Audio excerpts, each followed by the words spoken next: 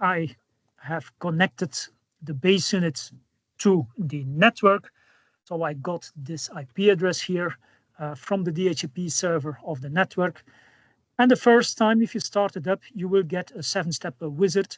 Nothing too difficult about it, but it's really good practice to perform this upfront before you go to the end customer. Now we start the configuration very quickly. So you can choose the automatic firmware update, or you can be notified. Of course, firmware updates, you can also do an XMS where you can really set the date and time and a selection of base units. You can also manually firmware update, or you can walk around with a USB stick where you downloaded the firmware from our server. Lots of possibilities, of course. Then you can choose your language. This is really the text that you get on the wallpaper. Selecting a good meeting room name is key. Location name, a welcome text that you see on the wallpaper. Then choosing date and time, nothing difficult about this. NTP, this is a network time protocol, so it's a time server. This is needed if you, for example, will use XMS and you will update base units in batch, so multiple ones at the same time. Then it's good practice to link the base units to a time server to synchronize all base units to the same time. Security, important, of course. Most of the installations take 1 year, but you can also take 2 or highest security level, number 3. Be careful if you take number 3, then you will lock yourself out of the configuration wizard. But you can also do that, of course, from XMS. So this is also possible. And you can read what this security does, because every line here, you see that it's activated. Level 3, for example, is shutting everything off, and then only the sharing part is left, and nothing else. Level 2 is then asking a mandatory passcode for mobile apps and services.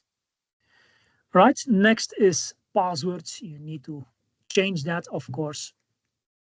Network is important because if you talk to our help desk of Barco, a lot of issue is provoked by this, by not selecting the proper channel, for example, is a source of issue that really can be avoided. We get a lot of calls because of that, because everybody is taking channel 36. So 3 things you can do on the level of Wi-Fi. First of all, choosing your frequency. So you have the choice between 2.4 or 5 gigahertz. Standard is 5 gigahertz. But it could be a reason to take 2.4 because this one is going base unit to buttons or base unit to apps, really 30 meters, and it's doing better with obstructions. Now, Wi-Fi channel, this is important. Now, it's good practice that you position yourself where people will actually share with a button or apps, and then check out which channel is least occupied. For example, you have a lot of these Wi-Fi analyzers. You can choose one on your smartphone. Microsoft is also given one like a NetSpot, where you can see the 2.4 channels and the 5 gigahertz channels. And the trick is really to select the least occupied channel, like in this example on the 2.4. I would choose channel 6 because this one is not congested, not used by anyone else. You of course have an amplitude also, so the height, the strength of your Wi-Fi signal. If this one is low, that doesn't interfere too much with your signal. And if you go to the 5 gigahertz, there is a lot more, of course, but you can see you should take the 44, for example. You see that it is least occupied in my example. So pretty important to do this exercise. This doesn't take you too long. Think also about the position. Where do you put the base unit? We sometimes see horrible examples where base units are being put in closed metal racks or in another room. Then of course you will kill your Wi-Fi signal. That's not the idea. The best strategy is put the base unit in the line of sight of the buttons. Don't put anything in between. That's always the best. But in a lot of cases, you can, of course, put the base unit or on the ceiling or above a projector. You see that a lot. As long as the signal is okay, you can of course also test the signal with the same Wi-Fi analyzer.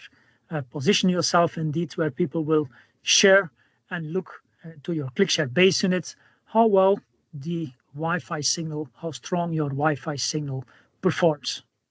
Under Wi-Fi signals, you can also select if you are broadcasting your SSID, so the name of your Wi-Fi access point. If you don't broadcast it, your button will still find the Wi-Fi access point of ClickShare, but nobody else will see it. So if you go to your Wi-Fi settings, you won't see this ClickShare base unit. This is a form of security. And then this is already the last step in our wizard, where it's being asked to register. So this is an easy process where you can take your smartphone and scan the QR code. For the bar, for example, you can also find this QR code on the packaging itself. If you scan it, a two-step wizard will start on your smartphone to register this device. And it's really worthwhile. Barco has made it worthwhile because this will trigger a 5-year warranty. So we call this a Smart Care service package with 5-year warranty, which is really a lot. We are seeing that the investment in meeting rooms is really every 5 years, typically for organizations. So we really cover the full period there. You have 1 year time to do this, but good practice is to do that really upfront, really at the beginning, when you are installing a ClickShare. This QR code you can find then back in the full configurator if you finish the configuration. Be careful, if you don't press finish configuration, nothing is saved and your configuration will be lost. So to find back afterwards the QR code, you can go to System, XMS, and typically you will find back here this QR code. Mine has already been registered. These are some snapshots what you will see on your smartphone. First of all, this is some information that is being asked if you are a ClickShare owner or if you are a reseller. Also, your login of your Barco account will be asked. So you need to log in with a Barco account. If you don't have one yet, the wizard will start to create one. If you have already one, well, then you will get a list of organizations that have been already linked to your Barco account. So the good thing is that you can have multiple organizations linked to your Barco account indeed, because if you then go to your XMS, let me do that here live, to your XMS cloud, you are seeing your Barco login linked to multiple organizations, so I can really jump from one ClickShare environment to the next. Great if you have multiple environments, great if you are a reseller, for example, and you want to deliver services to your end customer.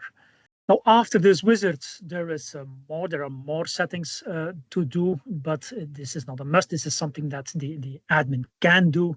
Things like show network information, enable theater mode. That's the full screen without having the black bar at the bottom. So there are more possibilities there. Take a look at it. There will be another video about this.